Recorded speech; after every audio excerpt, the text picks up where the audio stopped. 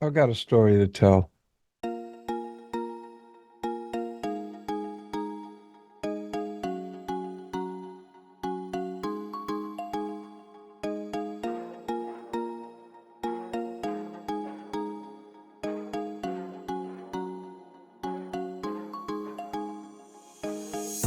Um, Make sure you stay to the end because the end of the story is the conclusion.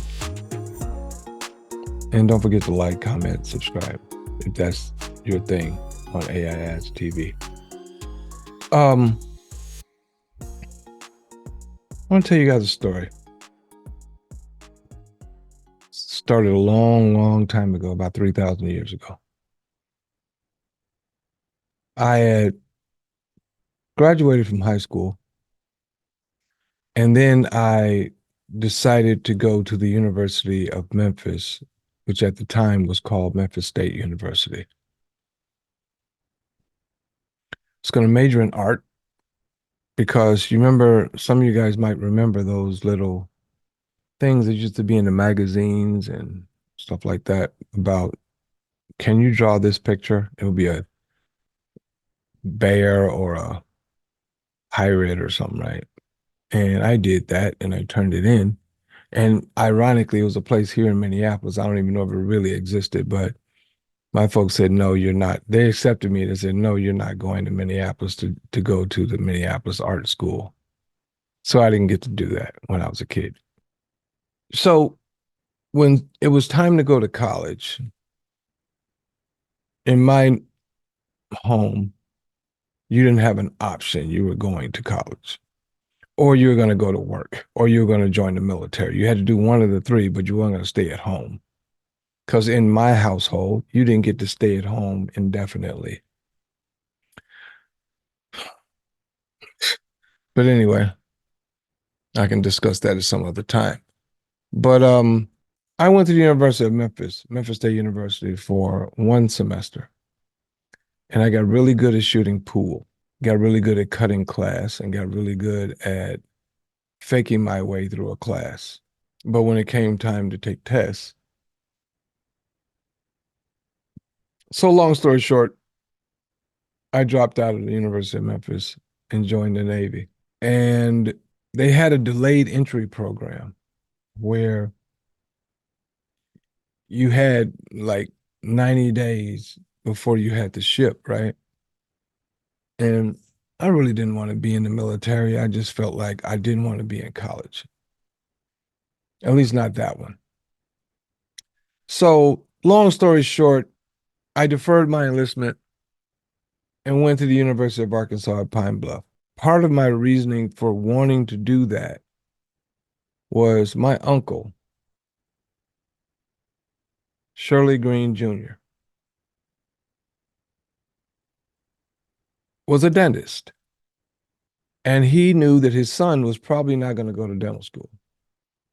So he said, if you um,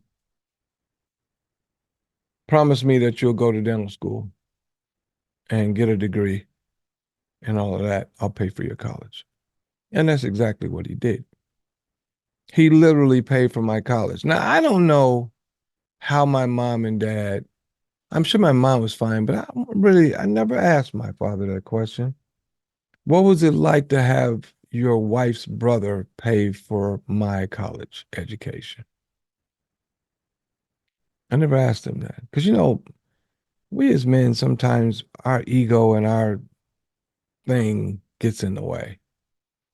So I don't know, because part of his thing was you don't get to stay in my house after a certain age or something goofy like that, right? That was his thing. I mean, it is what it is. It was a different world. So my uncle, we called him Bug. So Uncle Bug um, put me through college. And interestingly enough, all through college, all I did was sing talent shows, little things like that. And girls, of course, and smoke weed, drink. That's all I did. I did just enough school to stay in school. one day, the semester was over, basically. It was about a week left in school, and everybody had already left except for the people who were graduating and the people who were in the school band and choir who were going to be performing at the graduation. And I was laying in my bed, and I've had this happen a couple of times.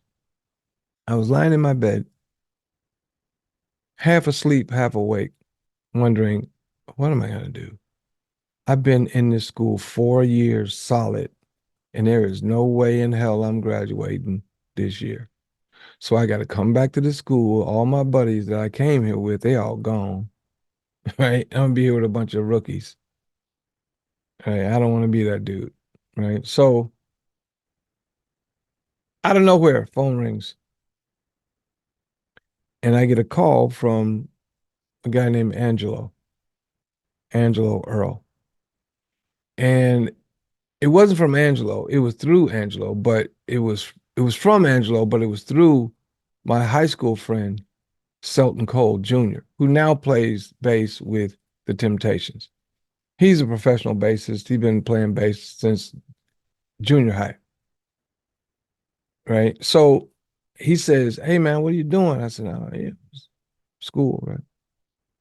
Well, look, we got this band called Fingerprint, and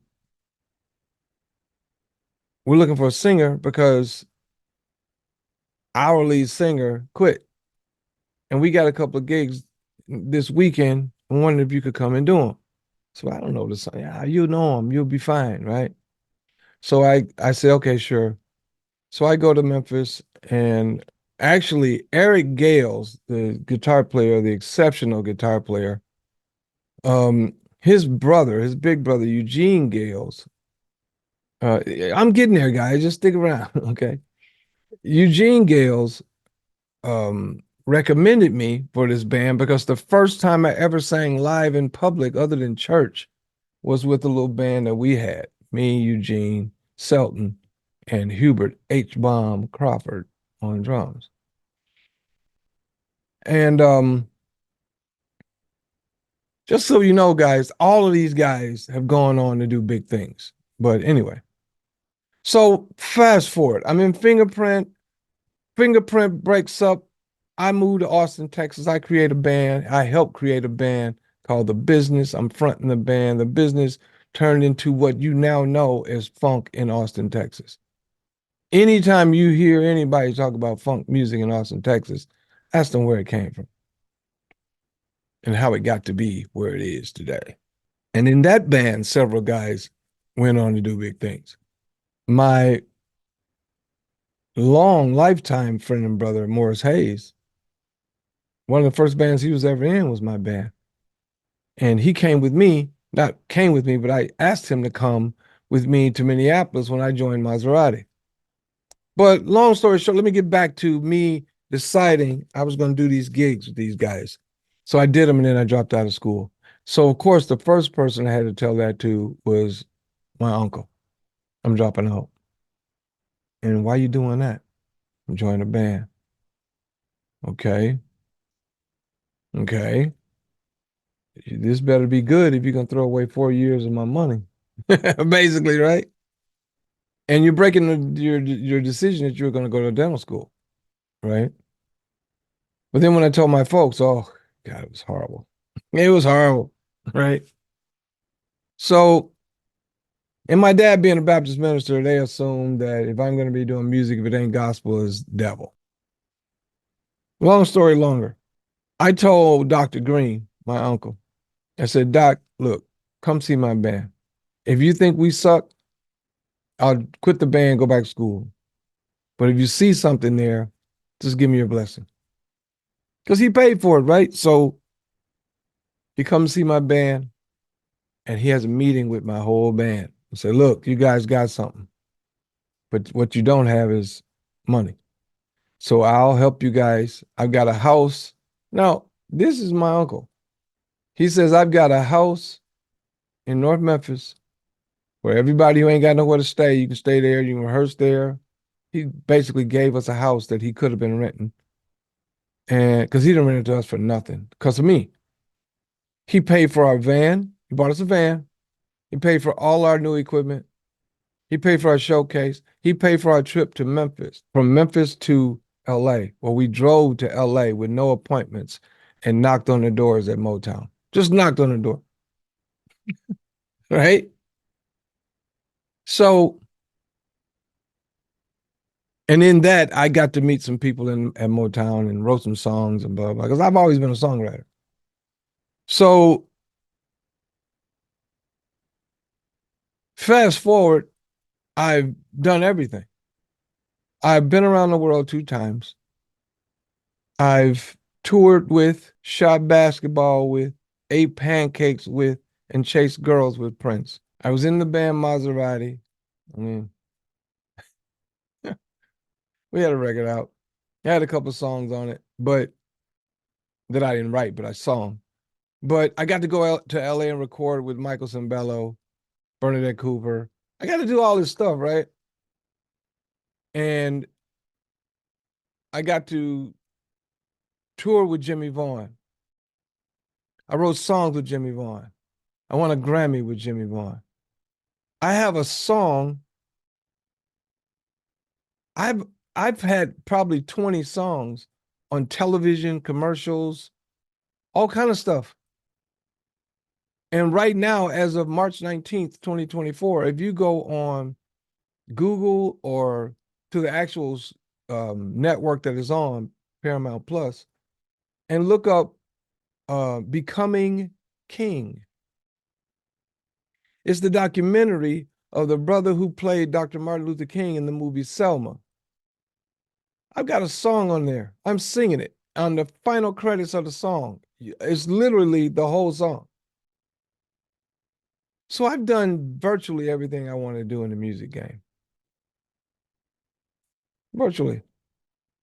I haven't put my own record out, but if you think about it, I have, because all those songs are out, right?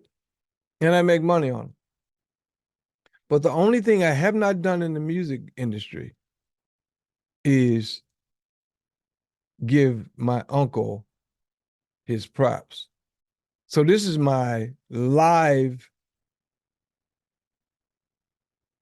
public announcement that Dr. Shirley Green Jr., you were one of my heroes. Were it not for you, I would not have any of the things I've done in the music business. But also your business acumen taught me how to be a businessman, which is why I've never allowed the music industry to be my only source of income. And then I said, okay, well, because my birthday was yesterday, and for some reason I was thinking about Doc, and I decided to call him, and I talked to him, and I told him that. That was one thing to tell somebody, but it's another thing to tell the world. So I'm telling all who will listen, Dr. Shirley Green Jr. is my hero. He not only put me through college at a time when I had no direction, he helped me in so many different ways, paid for things nobody should pay for. He did that. And I'm appreciative of that. But now that I made a public declaration, and you knew this was going to come back around to AIADZ some kind of way, I'm going to give back to Dr. Green. I thought about this a couple of days ago, and what I've decided to do is give back to him. So now, number 347 in this smart contract is probably going to have 1 million people in the next 6 months. This demo, which will probably be making 100 grand a month real soon. Now,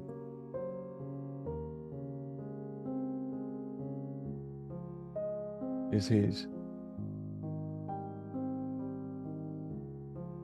It's his. So when this position 347, because I'm going to make sure I build that position out. So when that position is making that kind of money,